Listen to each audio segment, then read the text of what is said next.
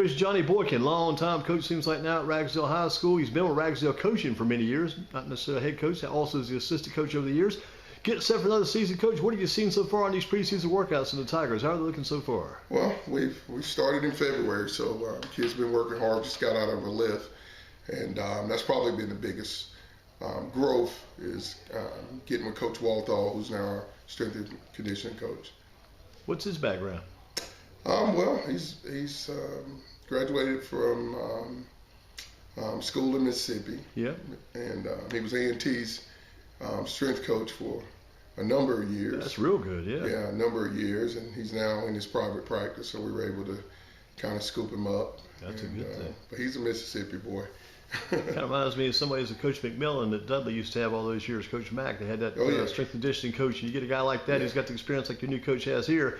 And plus just get some new blood in there too, some new looks, new approaches, new works. I'm sure it's probably a good off season for you then. Yeah, it was a good off season. You know, he played at Southern Miss, and you know, has been doing strength conditioning all his career, and he's brought a new energy to our program, and we've got some things going that we've always wanted to have aligned, and he fit right in. So that's been a big step for us.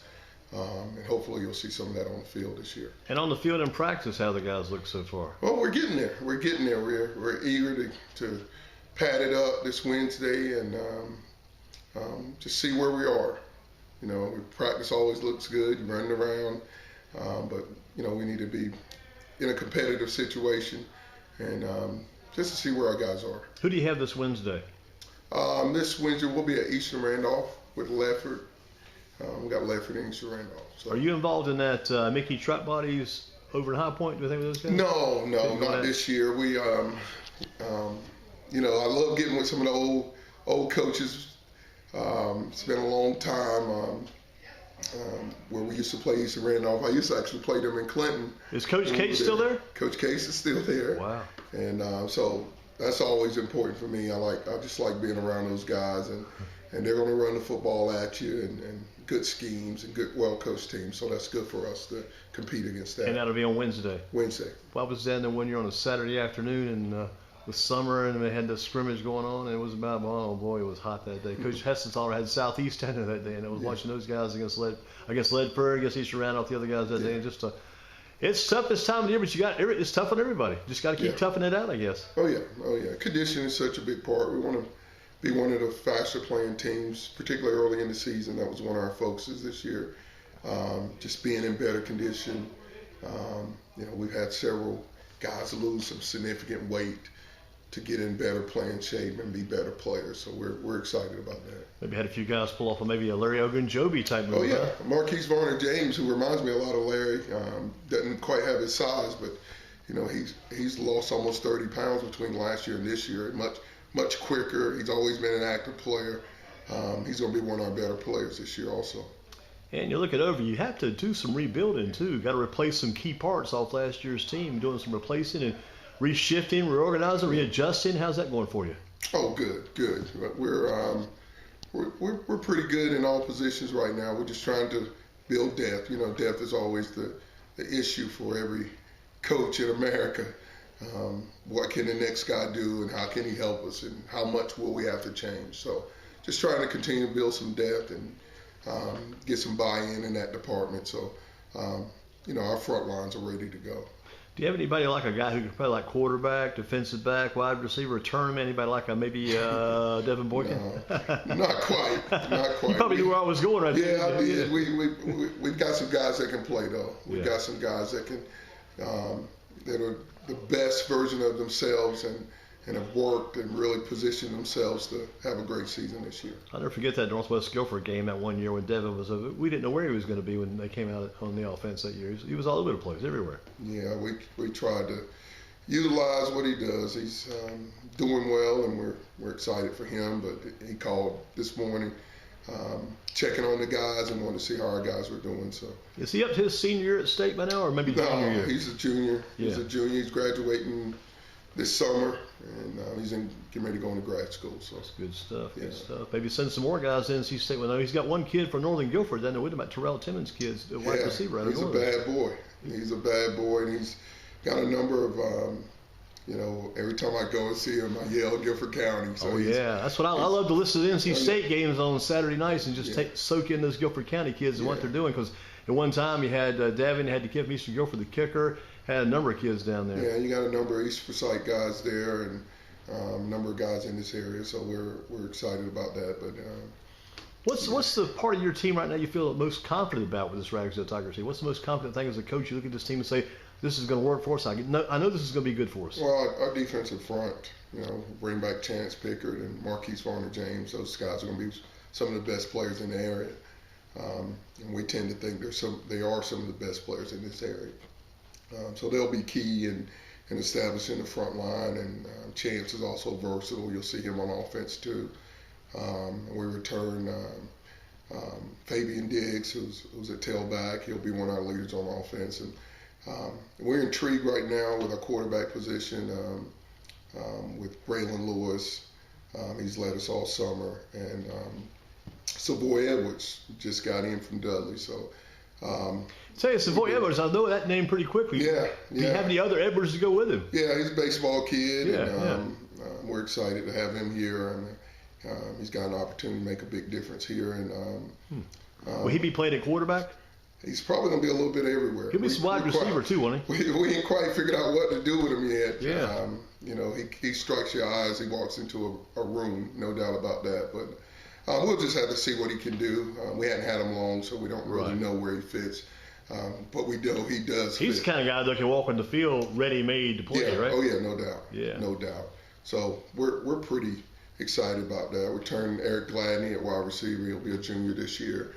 And our offensive line with Cam Davis and Jacob Copeland and Zarion Biddle and Javier Sola-Scales. That's all those guys are returning starters, and we're just looking forward to getting on the field and work. And then you have Robinson's coming up from the JV, so those will be looks like to be our starting five. So they work really hard on that front line, and we've got a young secondary.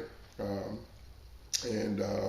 we got guys that can play, skilled guys, and our linebackers are returning.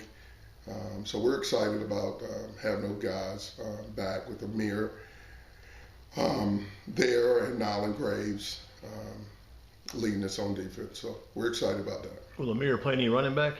We're trying not to put him back there. He's clamoring to get back there. Because I was just thinking about the old days, all the Jamestown Middle School guys you probably got on your team by now. A lot of kids came through Jamestown Middle. They're probably up with you now, too. Amir Mitchell, he's probably beating on the door now, want to get a touch or two.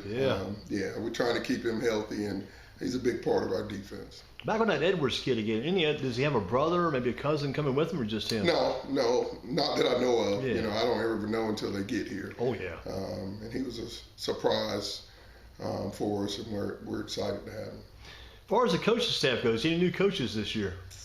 We hired Greg Crum, who's the head coach at Guilford College. He's our defense coordinator.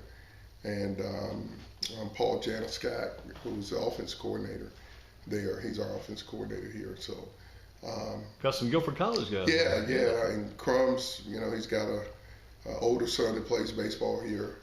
Oh, he did pretty well too. He was like All-State, I think. Yeah, he'll be a college level baseball player, and then he's got a younger brother who plays linebacker here also. So to get that family together has been great for us, and he's going to be working in our building this year, so he'll be here with me, and so we're excited about having them back, and the rest of the staff is pretty much back.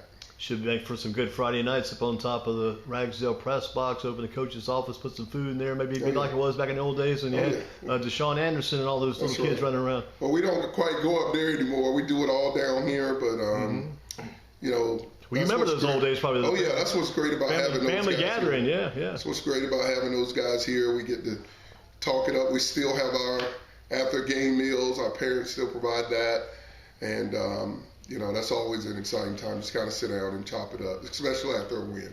Yeah, I talked to the coach the other day. It's all about, seems like it's all about to me and the other coaches, other players, and everybody together, want to get together. It's all about unity. You got to be unified.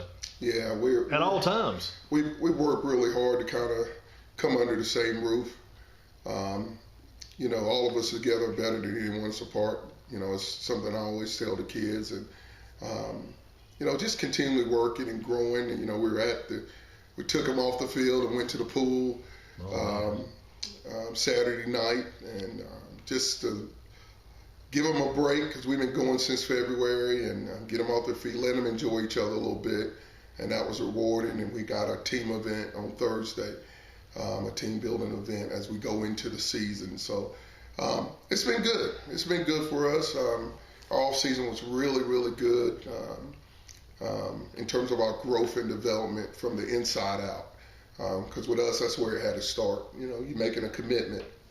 And the hardest thing for athletes, I think anybody, is just being present, making a commitment to be present and buying into all of that. So I think we've grown significantly in that area. We've grown with our fundraising. Everybody was a participant, and just bringing our community back together. So that's what we're after. I know you've seen us, Tiger Fest, and our Dad's Gone Fishing. And you had something this weekend going on. Yeah, Holes and Heels. We got a media day on Saturday. We'll have a 360 camera and all of that stuff, and just trying to prepare for our social media and all those things that goes into being a football team, being a football program, and so a lot of thought into it. Now it's just time for us to go and put it together on the field. Yeah, I know Coach Jones has did a good job on Facebook getting you out there too, on the Facebook pages, getting Ragsdale Athletics out there even stronger. Yeah, we've always been under one roof athletically, and we all support each other. It's one of those things, like you say, as an athlete, every athlete works hard, he trains, he pushes, and he's doing his own thing a lot of times, and sometimes you got to go from doing your own thing and it being about you and working hard. You may be successful as an athlete, but you got to make sure you include and bring your teammates into that same thread, that same fold. They all got to come together as one to make this thing come off the ball at the same time, I guess you'd say. Yeah, it's the hardest thing in sport to coach today. The ability to be partnered with someone else, to do something together that you can't do by yourself. One of the hardest lessons to teach. And that's one of our core values is partnerships. Because we can't do this without parents. We can't do this without our community. Not like we want to do it. Mm-hmm. And our program is moving. It's taken us 6 years to get to this point. We finally feel like we're at the cusp of taking a step to getting not only back competitive, but back in the hunt where we can play and line up with anyone like we used to do. So I'm craving for those moments. That is my passion, to get this program back on its feet. You've seen it in practice, you see it on paper, now you want to see it on the Friday night, see how it comes together, I'm sure. Yeah, we got to put it on the field. We got to get on the grass, play situational football. We're better than what we were, but so is everybody else. So, for us, it's, we really don't have any do this on offense, do this on defense. No, it's just about us getting on the grass, putting it together, and going to play.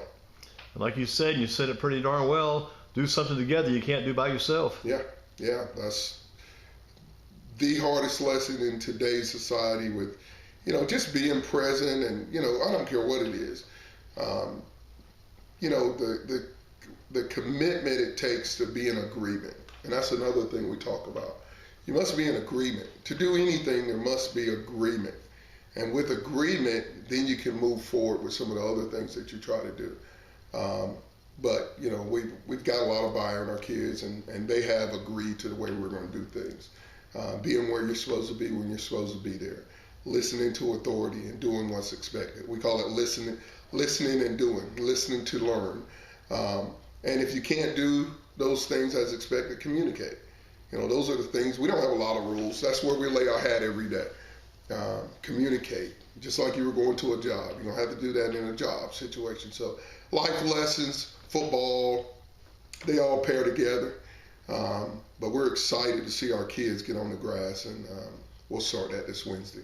Coach, thank you for your time today. I know you're a busy man. You got some meetings going on, some other work going on. Might have to try to work around the rain today. So keep working hard and drive and get this job done. Hey, we'll get it done. Thank you.